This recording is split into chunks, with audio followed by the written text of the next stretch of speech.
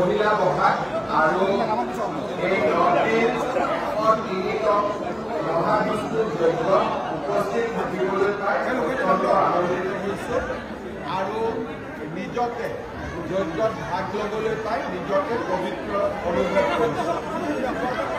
মই আশা কৰিছোঁ বহাগ যাতে সকলোৰে বাবে সুন্দৰ হয়, বহাগ যাতে সকলোৰে বাবে মংগলময় হয়, অসমবাসী ৰাইজৰ জীৱনলৈ সুখ আৰু সমৃদ্ধি আহে তাকে পৰম পিতাৰ ওচৰত কামনা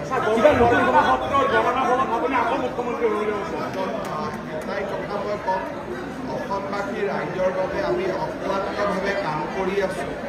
প্ৰধানমন্ত্ৰী নৰেন্দ্ৰ মোদী ডাঙৰীয়াৰ নেতৃত্বত বিজেপিৰ যদি ডাবল ইঞ্জিন অসমত আৰু 20টা বছৰ থাকে, অসম বহু আগুৱাই যাব।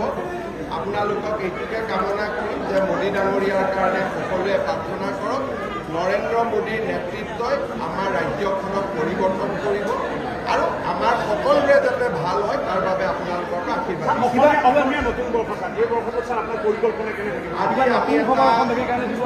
অসমবাসীৰ বাবে আমি এটা নতুন খবৰ দিছোঁ। অলপ আগতে ৰাজ্য চৰকাৰে অধিসূচনা জাৰি কৰিছে যে আজিৰে পৰা অসমত সকলো চৰকাৰী নিৰ্দেশ, আইন কানুন, নটিফিকেশ্যন ইংৰাজীৰ লগতে অসমীয়া ভাষাটো প্ৰকাশ কৰিব লাগিব। অলপ আগতে চৰকাৰে নিৰ্দেশ জাৰি কৰিছে। ইয়াৰ উপৰি বৰাকত বঙালী, BPAD বড়ো ভাষাও থাকিব। অলপ আগতে সেই নটিফিকেশ্যনখন আমি জাৰি কৰিছোঁ অসমবাসী ৰাইজৰ প্ৰতি বহাগৰ উপহাৰ।